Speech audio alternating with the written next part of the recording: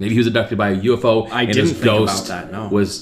He never came back because he was getting anally probed on the ship, and then they just threw him out in space after they're finished. And maybe his spirit came back here. Maybe that could have happened.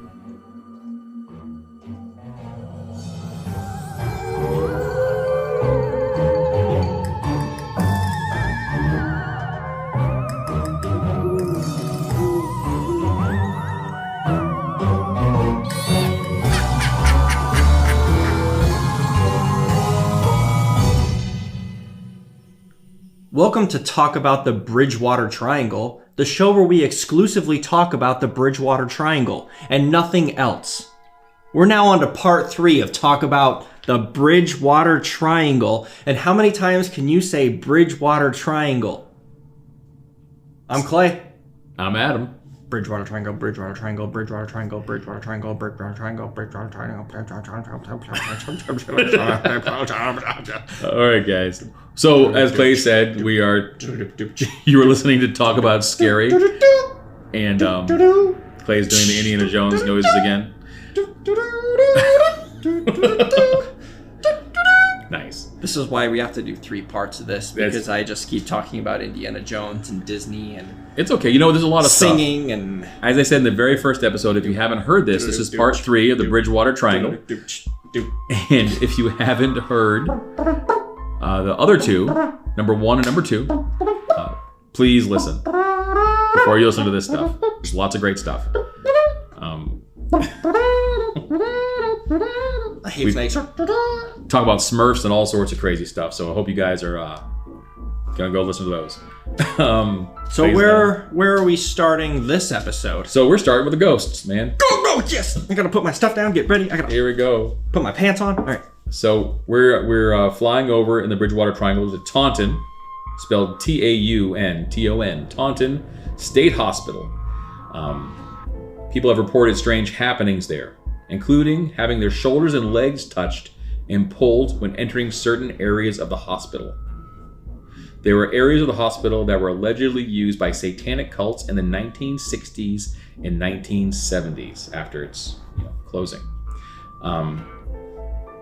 So there you go with that already. We got some people saying that their legs and shoulders have been touched by perverted ghosts wanting to touch them. And these areas that they say were used by satanic cults, there was a lot of satanic cult activity in the 70s in this area. As we've touched on the other episodes, so it's been proven that actually is something that people aren't just saying and pulling out of their A's. They're actually Butts. Yeah, they're nuts for butts. They're not pulling it out of anywhere. They're not pulling out of thin air. There was a lot of satanic cult activity, a lot of human sacrifice and animal sacrifice in these areas. So maybe ghosts are happening now, or demons. Who knows? But there's that. Demons. Now, more ghosts. Profile Rock. We've already discussed Profile Rock. It's the rock in another episode that looks like it has a face of a Native American on it. And the Fall River Freetown State Forest is the largest in the state and a location that has been tied to some grisly murders. We've talked about this before. We've touched on it, but we're going to go a bit further. And again, go back and watch or listen to part 1 and part 2, because if you're just tuning in and have not, that's like watching Lord of the Rings Return of the King with no previous That's what I did. film. Like, it was great. You did that? I even watched Fantastic Beasts without watching anything else first. Well, technically, Fantastic Beasts takes place before Harry Potter. Oh. So that would be like watching The Hobbit, which I guess you could. Anyway, if you're just in it to watch Frodo throw the ring into the lava, then you're good. If you want the whole story about how we got to the volcano, go back. Yeah, we can't recap everything. There's way too much stuff. But so we are at Profile Rock talking about this. So they found there's been a lot of grisly murders that have happened at this rock. Discoveries of decomposing bodies and rumors of satanic activity. These aren't rumors. We know for a fact that Satanists have been arrested and tied to different murders and satanic rituals. So there's no rumors of satanic activity. They know that these activities did take place in the 70s. Paranormal experts argue that there is a strong negative energy that encompasses the forest and this is the reason for strange happenings here. Others believe that the forest is simply so accessible, just off Route 24 in Assinet. I hope I'm saying that right, people from Assinet. And it's so vast that people in surrounding towns utilize it to cover up their crimes. Part of the town has a funny word in it that I'm sure somebody has a limerick for somewhere, and every time I say it, Clay kind of chuckles, a breathy chuckle, and smiles. But I believe that this is probably closest to what's happening in reality now. Is there people like, hey, we just murdered this kid for his money, let's just dump him over here and we'll say the ghosts did it, or the Satanists did it. So probably a fair swath of people who have died and gone missing and found in this area dead are probably from nefarious types of people dumping their bodies there in a very vast area, right? Yeah. I believe that's probably what it is. Clay has nothing to say about that. He wants to believe they're ghosts. It could be the ghosts. It could be the ghosts. But I think satanic rituals are the most terrifying thing you could possibly do. So I'm liking the satanic rituals part of it. I don't like satanic rituals. I just think for this is very fascinating stuff, because humans are the scariest things on the planet. Whether or not whatever deity they're sacrificing things to, they're sacrificing things to something. That's scary. At the opposite end of the forest, the Assinet Ledge has a set of its own crazy legends. It's a very remote location, and people have reported seeing ghosts standing on top of the ledge and leaping before they just disappear into thin air. In a recent presentation in Dighton, I hope I'm saying that right, that's Dighton. Dighton. I think it's Dighton. But you know what? It's New England, so it's probably pronounced something entirely different. John Brightman from the New England Paranormal Research Group reported that he broke down on top of the ledge, after realizing a spirit had told him to jump or leave. Those are his quotes that the spirit told him. I don't know about that. Clay and I are not paranormal researchers. When we go to our investigations, it's more like two jackasses that want to see ghosts, right? We're not paranormal researchers. So some people might think that this guy, John Brightman, because he's a paranormal researcher, he wants to hear these things. So maybe he hears them, or maybe he's more sensitive to these occurrences, and that's why he does the job. I have not experienced these things. But to break down, and it's after he realized that the spirit had told him that. So he didn't realize it. He later realized that a spirit told him to. Didn't hear it at that point in time. And evidently he picked the leave portion of that ultimatum. He didn't pick the jump portion, which I'm glad he didn't, but that would have been a much more impressive story. Seems more sensible and coincidental, though, to pick the leave portion. Yeah. Which, you know what, John, we're not doubting you. I'm just saying that we have not experienced these kind of things, and it's our job to be dicks about things like that. So that's what we do. But I don't doubt the validity of your statement. People seem to believe it, and a lot of people have said they've seen things up there, and they've heard things up there on top of that ledge. So I'd like to go see it and see if I hear something. I'm not going to jump. I'm afraid of heights. What if you hear wind? It's probably just going to be wind. Absolutely. We'll have to do some drugs and go up there and see if we hear anything. So there's a one-room schoolhouse, the Horbine School. It's located in Rehoboth. I hope I'm saying that right.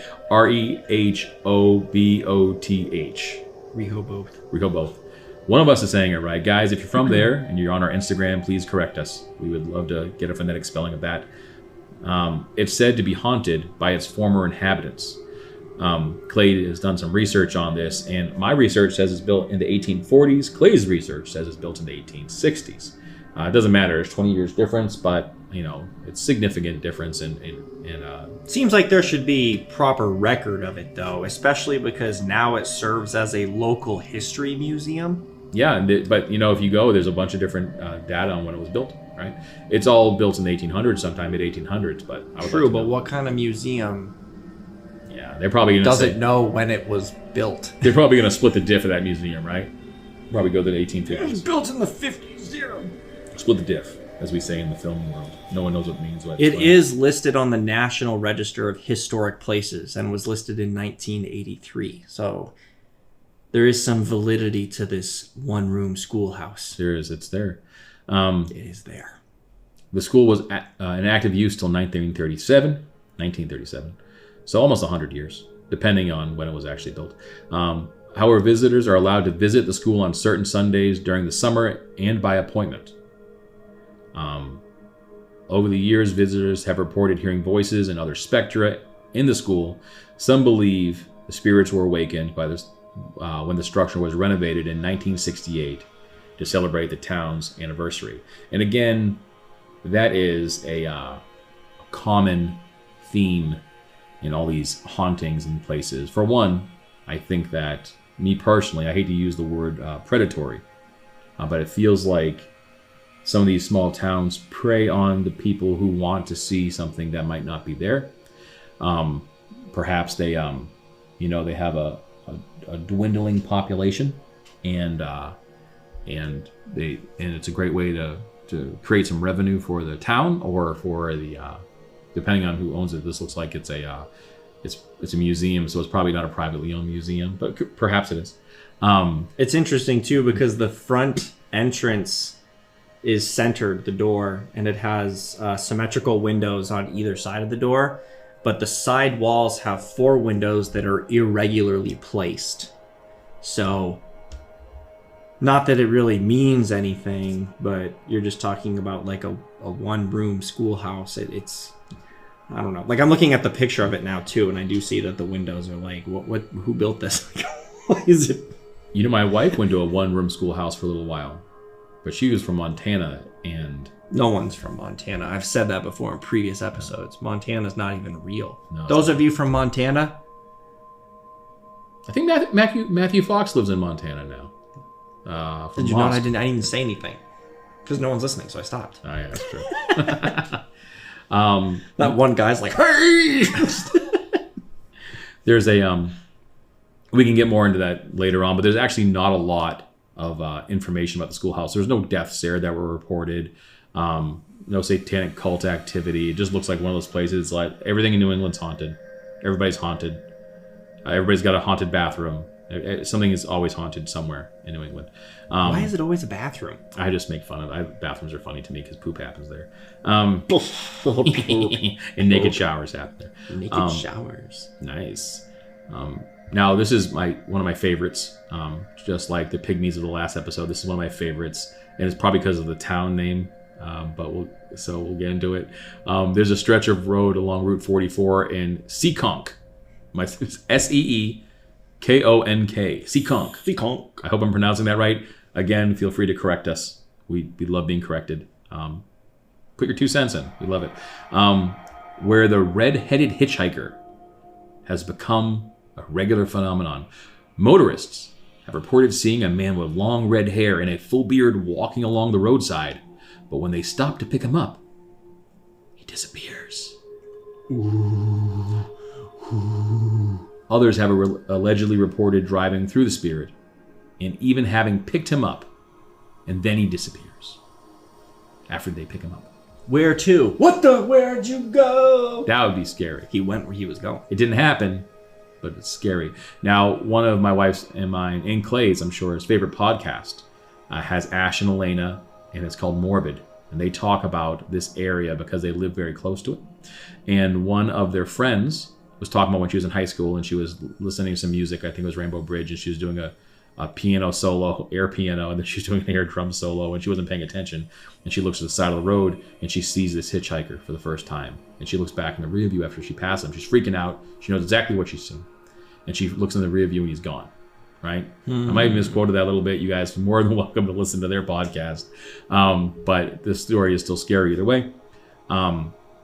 And she drove up and down the road several times over the course of her high school career there, and she never saw it again. But she says she's seen it once, and she seemed like a pretty reputable person to talk about it.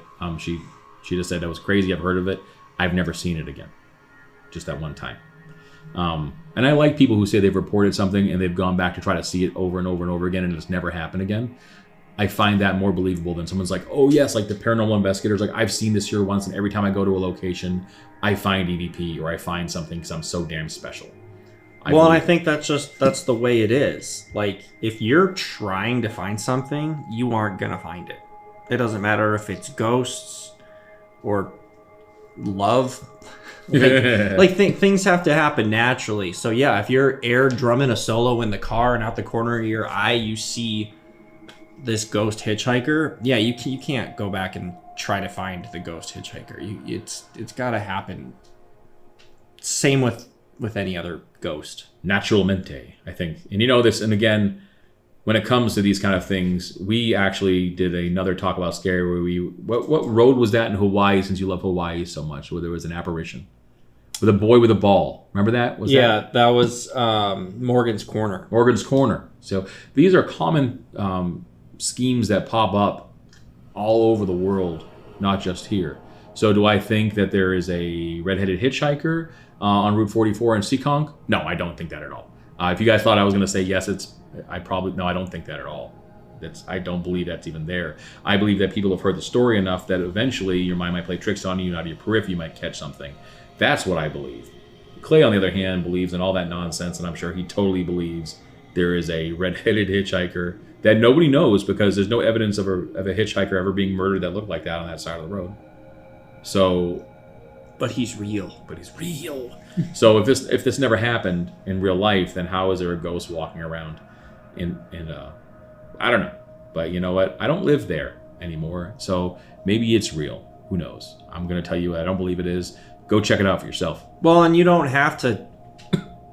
Does there really have to be a story behind these things? I think there should be. I think that if you're talking, yeah, but I think there absolutely should. There should have to be one. But I think it's like when a tree falls in a forest. If no one's around, does it make a sound? I mean, logically, yes, it still makes a sound just because no one is there to see it. So I'm gonna go a little bit dark for a second. For reals, if you think about this, the perfect murder, no one will ever know about. If you get away with a murder, no one actually ever knows what happened to that person. A lot of missing people. But... So, I mean, it's kind of the same thing. Like, yeah, this could be someone and something really happened to them, but maybe the whole planet doesn't know about it because whatever happened to him was not a story that was ever told. Well, look, the guy is supposed to be a hitchhiker, right? So... how do we know that that's not just what the locals have, like, deemed him? Well, they picked him up. They said they picked him up. So he obviously, if he's real, he's not, knows how to get into cars. So he was born in an era where vehicles were commonplace. And it's probably in an era where not only vehicles commonplace, but the modern vehicle, something that we call a vehicle after the modern era, which would probably be 1950 beyond, where you can recognize the vehicle. 1940s, you can recognize vehicles too. It has to be something where they could recognize that vehicle, right? That's a car. That's clearly a car. It's got the four wheels. It doesn't have a crank in the front. It's a car. So it would be something along those lines. And from the description of what they call him, then he's wearing contemporary clothing and he's hitchhiking. Hitchhiking was mostly popular in the 60s and 70s is the time it was most popular. So he's probably a contemporary person. And if someone in that era went missing, somebody would miss him. So, but there's no talk about a missing person in all the research that we did. And we've mentioned this in other episodes, but we try to do our research. We do more than just Google. What do you mean? There was a talk about a lot of missing people, and we talked. But they don't talk about the this animals. Guy. They would normally tie him in, but I can't find a tie into this guy. There was no names. Yeah. There was just missing people. Was what was said. I said missing people, but there are. And I'll have to send these links if we can add them to our Instagram. We might not. There's too much stuff to add on this one to our Instagram, but we'll add some of them. Almost everybody that was mentioned as missing, there's a record of the missing person, or finding their body in this area. This is why it's one of my favorite spots, is because they actually have enough record to prove most of the stuff. And some of the people that have seen things, they're people that wouldn't want to ruin their careers over it. They're usually hesitant to come forward because they're higher profile people.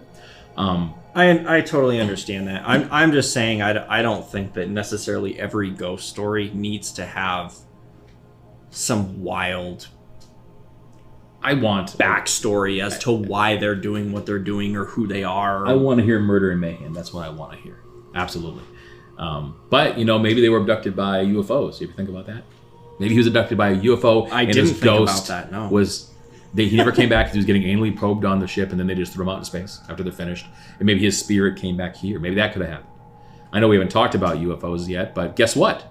The Bridgewater Triangle has. We're going to? Bridgewater Triangle's got aliens, y'all. So enjoy this one.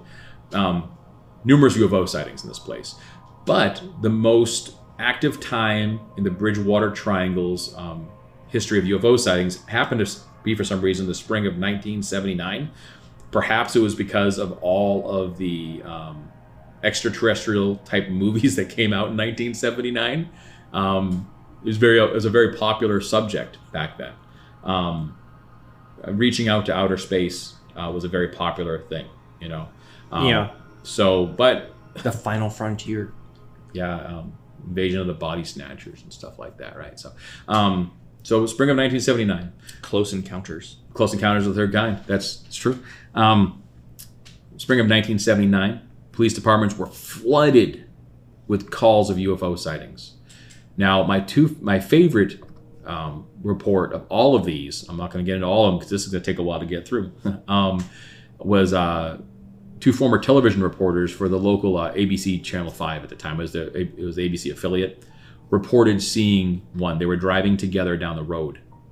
Jerry Lobes and Steve Spraccia. I'm hoping I'm saying that right. That's Sbraccia.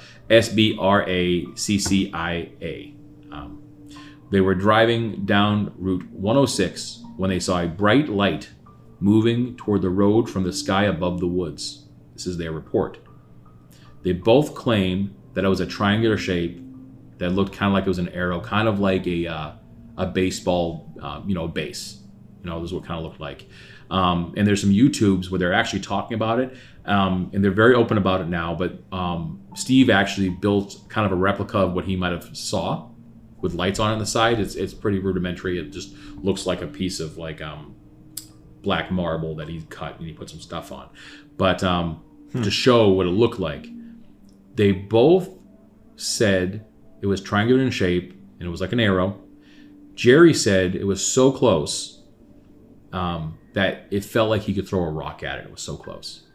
And Jerry Lobes was an Air Force veteran, and he was in the Air Force for I think 4.5 or 5 years, and he saw all manner of aircraft, what they were building and things like that. He said he's never saw anything like this in his life.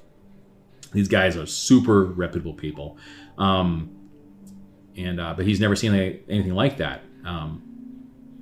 Steve said that he estimates the size of this thing to be about the size of 5 747 jets from wing to wing. That's a huge aircraft for that size. Imagine the size of that. That's not the size of a stealth bomber. No, that's big. That's huge. Both noted that it flew away in a sudden manner. Several other people around that triangle also witnessed that exact UFO that night. Dozens of people contacted radio stations, newspapers, and police departments reporting this UFO. Each person on that night gave the same description of what the UFO looked like exactly. There was no, from everything I can see, all of their descriptions, all the drawings that were made, everybody saw the same exact thing. And in 1979, we weren't making huge stealth aircraft like that. I don't care what people say about Area 51 and like everything else. That's on the other side of the country. And all these people have seen this thing. I like UFO sightings because that is something that is not just plausible, but it's probable that aliens are real. And that, Neil deGrasse Tyson says that the probability of aliens being able to get to Earth is very slim. And he holds a theory that's kind of an interesting theory about probability and why that's true. However, there's been so many people that have seen UFOs, and when UFO sightings happen and they gather all the information, especially way back then when there wasn't internet, there wasn't a proliferation of information, right? That these people were all coming up with this information when they weren't contacting each other to talk about it, and they didn't know each other, but they all came up with the same idea at the same time. So this is something when you talk about humans going missing that I think ties really well into like the activity of that area. I think that I could subscribe to that more than like ghosts walking down the street.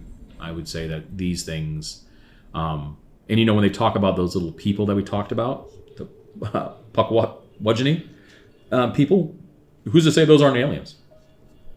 You know, I think that's really interesting. I don't know if you were more of an alien guy, Clay. You're probably not. I know that your favorite movie is Kingdom of the Crystal Skull, so I'm sure that you do like aliens. Not my favorite movie, but I'm sure you're really into it. movie.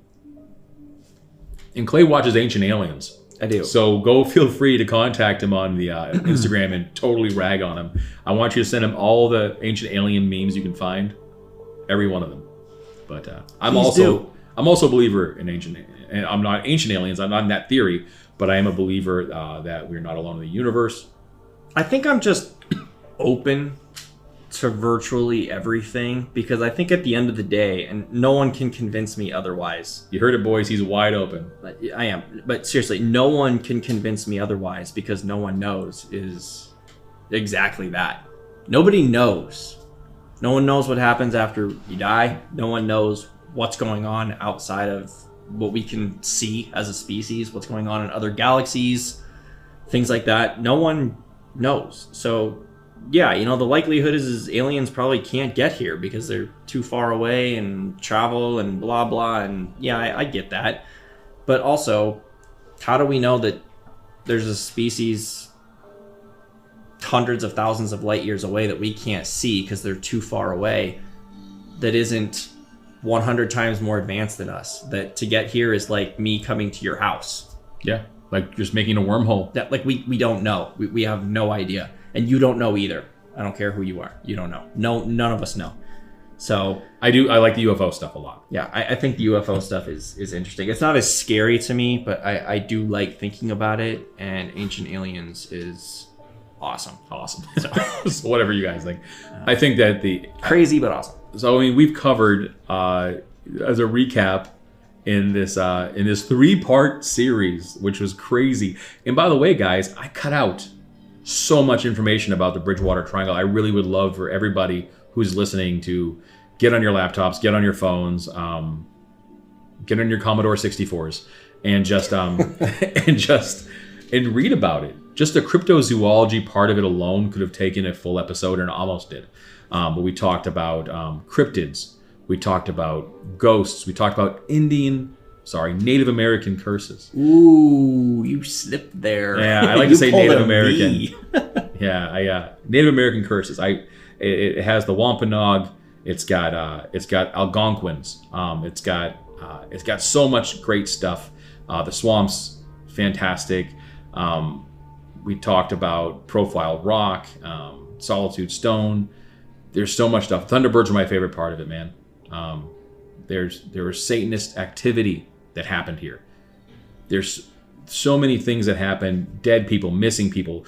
And I swear I'm going to do this, just a whole episode on the Pukwudgie, also spelled Pukwudgie. We're doing a whole special on that. I swear to you I will in another episode, because I think tiny 3-foot people with spears and darts are all I want to talk about. That's all I ever want. Warrior midgets. I'd probably put them in the cryptid category if they're not aliens, probably. But I think that there's just so many things here. Haunted places, if you subscribe to those beliefs. There are so many places we couldn't talk about in the 3 episodes, and I'm probably never going to talk about for the rest of my life. But it's a super interesting place.